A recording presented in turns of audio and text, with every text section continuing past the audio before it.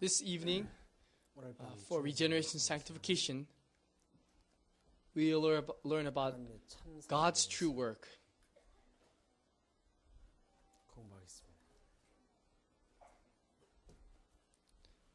Even on this day, on this earth, there are millions and billions of people who are saying that they are going to do God's work, and they are running back and forth with bags. And there are millions of clergymen and also millions of Christians. And yet, there are two types of people who do God's work. On one side, you have those who devote their money and time, and they carry their bags around, establishing churches and schools. And they will work to death, and they can't even go to heaven, and they instead will be judged and die. On the other hand, you have those who do not do God's work at all, but instead, they'll go to heaven. Then, what kind of work do you want to do? Yes, you want to do the latter. Yes, you want to be those who can not do anything and just go to heaven. They're those who will donate their money, their life, to the end, and make such great efforts to establish schools, hospitals, churches, and hold evangelistic meetings for their whole life. In the end, they cannot go to heaven, and they will just be judged, and they will die. On the other hand, there are those who don't do anything like that. They just play and they go to heaven. One day,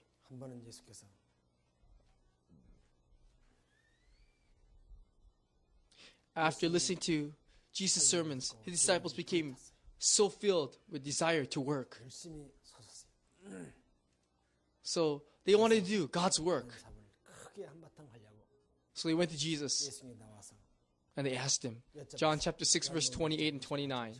Then they said to him, "What shall we do that we maybe do the works of God?" The disciples had rolled up their sleeves and said, What is it that we can do? That we can do God's work.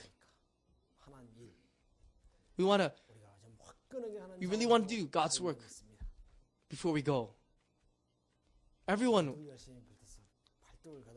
had rolled up their sleeves, willing to work.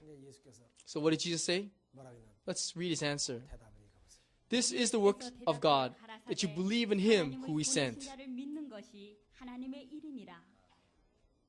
They were filled with loyalty and enthusiasm, and they even rolled up their sleeves.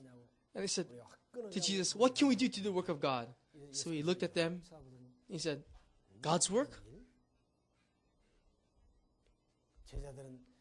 Disciples thought that said, "Oh, you must print billions of pamphlets. You must establish 20, 50 churches. You must hold more than 100 evangelistic meetings." But instead, they looked at him and said, "God's work?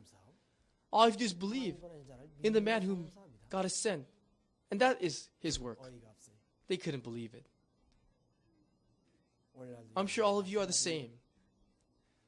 Do you have an urge? Do you feel an urge to do God's work? But God's work is to believe in him whom he sent. To believe in him who he sent means to follow him. And to follow him means to live his life. And to live his life means to have his character. In other words, to have the exact character of Jesus is the true work of God.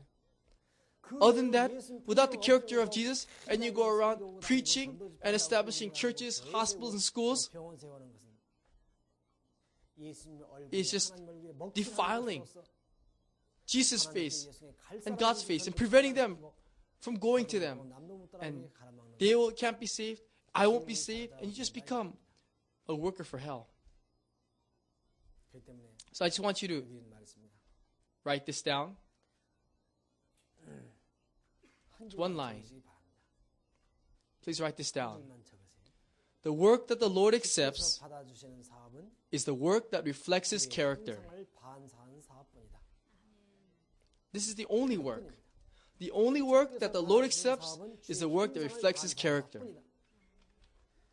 It's not to spread many pamphlets or hold evangelistic meetings. It's not to donate lots of money and build a huge church, expensive church.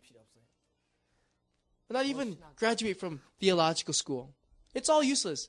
If there's only one Christian, one pastor who has the image of Jesus, that person's doing God's work.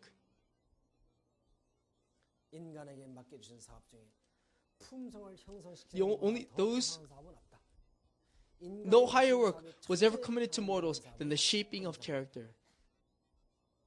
There's no higher work than the transformation of our character.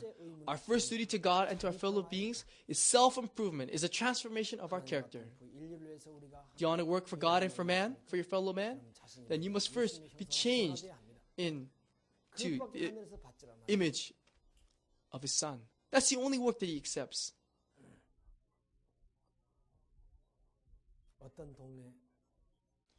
In a certain neighborhood, there was a deaconess. And when it's spring or fall, there is a revival meeting, and she used to go around spreading pamphlets. And she will tell people, "Oh, you must believe in Jesus. Come to church." And once they get the pamphlet, they say, "Oh, I'm not going to church because of that person." When you ask them why, they say, "You know that person? All year long, she goes around fighting with everyone. And then when it comes time for those meetings, she tells people to believe in Jesus." Were we not also the same? We must evangelize with our lives. Not just when it's time for revival meetings or evangelistic meetings. Even if that kind of person does not spread pamphlets, if they live the life of Jesus regularly, then they would come to her and say, "I want to go to your church," and they will follow her. This is the true work. There's no need to go around spreading pamphlets. We must spread the pamphlets of our lives. And so it's written here.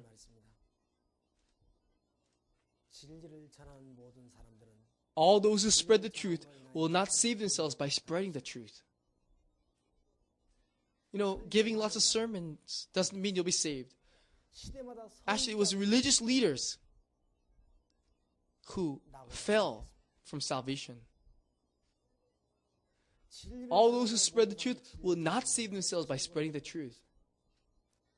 Depart, depart, go out from there. Touch no unclean, go out from the midst of her. Be clean, you who bear the vessels of the Lord. So before you spread the truth and evangelize, you must first be transformed and live the life of Jesus. There will be a fearful curse for those who spread the truth but are not sanctified. There will be a fearful curse. There will also be a fearful curse. So those who do not live according to the words that they speak will receive a fearful curse. So there will be a fearful curse upon those who first spread the truth but are not sanctified. Unsanctified workers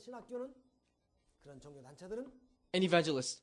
There will also be a fearful curse upon those church organizations and theologicals who allow those unsanctified workers to continue work in word and service. Do you know why this world is in ruin?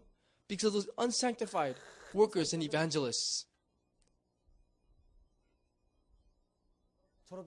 They give diplomas to all those young students, preachers and evangelists, and they are unsanctified. And that's why our God and our Jesus receive misunderstandings, and they are cursed and defiled. Nowadays, a diploma is everything. And if you don't have a diploma, they don't even allow you to preach. And they don't even consider what you teach the gospel. You can't even go anywhere and preach. No matter how much you're filled with the Holy Spirit and prepared by God, they ask you, what theological school did you come out of? And if you say, I didn't, then they don't treat you well. A diploma is everything nowadays.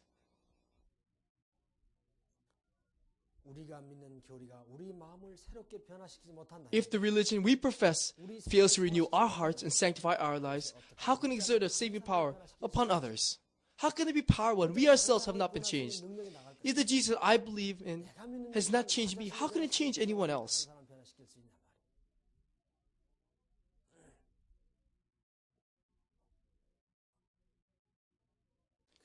A while ago, I went to Seoul to visit a university professor. And afterwards, when it was time for me to leave, they said that they would get me a taxi. And it was Daebangdong in Seoul. So they ran out to get a taxi for me. It's about 10 minutes from where I was to the bus terminal. So when I got into the taxi, I was surprised to see that there was an elderly man driving. You know, driving a small car is more tiring. It's less tiring to drive a bigger car, but this taxi was very small, and it makes people very tired when they drive. So I felt so sorry for her. I said, how is that you became a driver? A taxi driver. I asked him, how old are you? He said, I'm 62.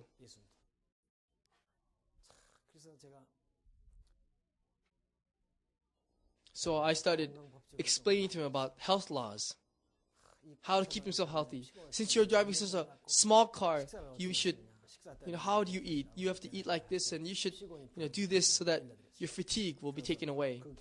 And the professor I had given me some tangerines, but I gave it to him and said, here, eat this later. So he kept on looking at me. He asked me, are you a pastor or layman? Oh, look at me. I always wear a jacket. I'm just a layman. Oh, really? I just like to say something frankly. Oh, go ahead.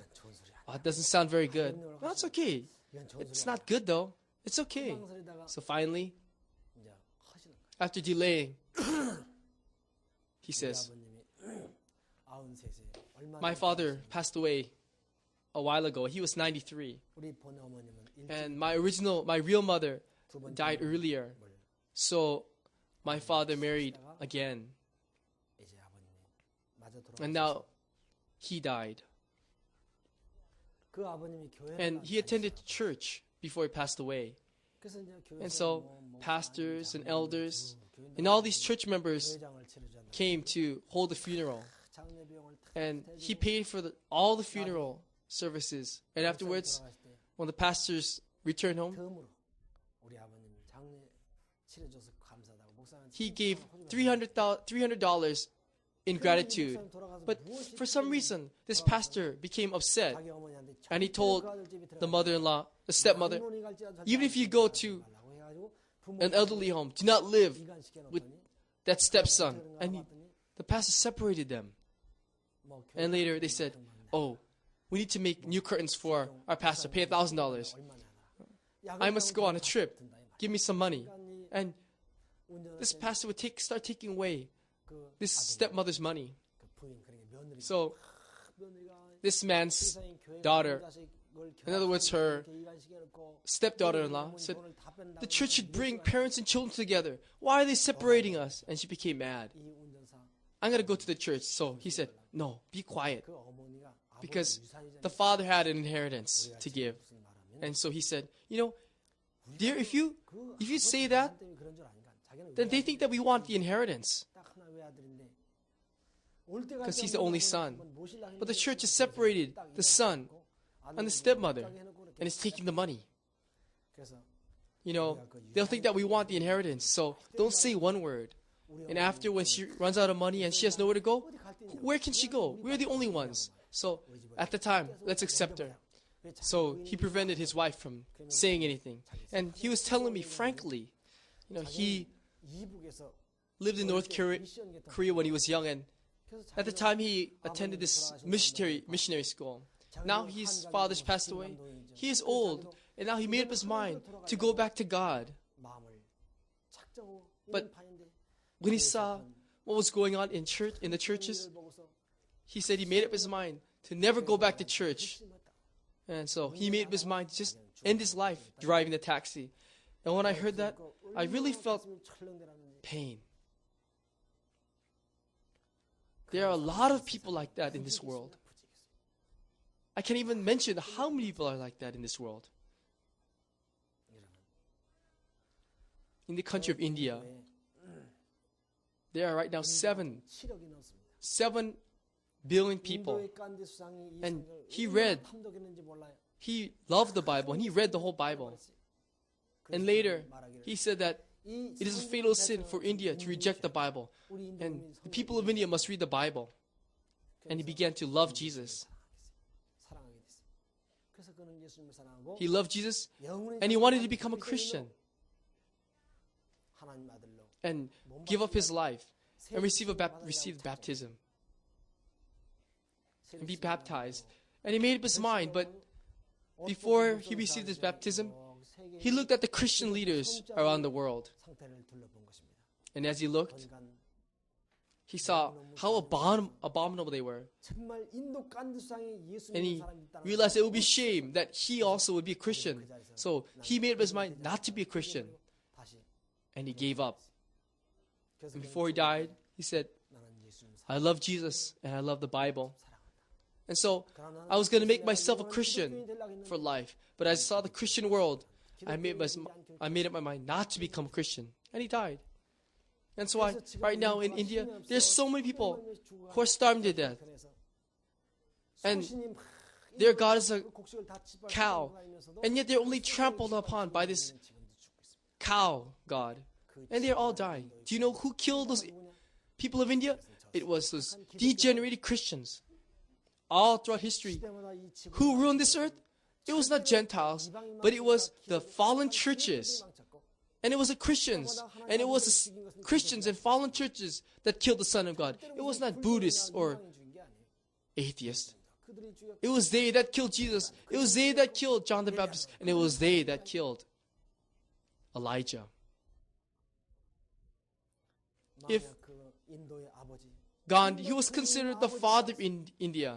If he had become a Christian, then how many of the children of India, how many of God's children would be saved? On that day when I met that taxi driver, I met another Gandhi. And it really hurt me inside. I wanted to kneel and beg for forgiveness for the Christian world. So I told him. And so he thought that I would say, oh, how can you say that? Don't be like that. But instead, I said like this. I said, sir, I'm really sorry. Nowadays, all the churches are deceivers. So you really made a good decision not to go to church. When you were young and you went to missionary school in North Korea, what did you learn? What does the Bible say? When you pray, it doesn't say go to church, but pray in your room. So buy a Bible and study the Bible and obey it as you did when you were young. And I hope that you'll pray in your room and walk with God. And all of a sudden, he smiled. He made up his mind to die, driving as a taxi driver. And finally, there was a way of escape. Oh, really? And now there's a way for him to live. And he was very happy. And at the time I said, I said to him, I'm traveling around fighting against the fallen Christian world. That's why I'd like to tell you about the God which I serve. And he said, if it's a God that you serve, then I want to learn about him. And with a very earnest heart, he asked me, so can you please give me your address? So with one hand, he's driving, and the other hand, he wrote his address. He has very good handwriting. So when I returned home, I sent him Key to Happiness book. And later I moved very shortly after, so I never got to receive an answer from him. But I wonder how happy he is receiving this book and being able to walk with God alone.